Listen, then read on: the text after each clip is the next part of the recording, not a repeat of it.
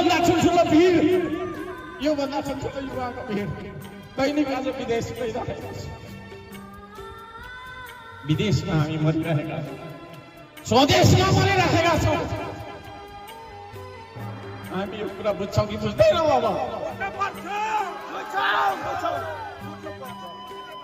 अब यो देशमा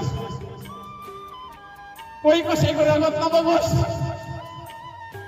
म चाहन्छु। यो देशमा सिर्फ पसिना बगाउनुपर्छ, पसिनाको क्रान्ति गर्नुपर्छ। अब हामीले एउटा दाजुभाइले अर्को दाजुभाइको, एउटा नेपालीले अर्को नेपालीको रगत बगाएर देश बन्दैन। म सबैलाई अनुरोध गर्न चाहन्छु, झगडा गर्नु रोक्नुहोस्। अब झगडा गर्नु रोक्नुहोस्, काटमार गर्नु रोक्नुहोस्, श्रमदानमा कोही नआउनुहोस्। को नेता बन्ने, को ठुलो बन्ने भन्ने कुरा छोडिदिनुहोस्। हर्कसाम्राट नेता बन्न खोज्यो भन्नु होला, होइन म नेता सेता।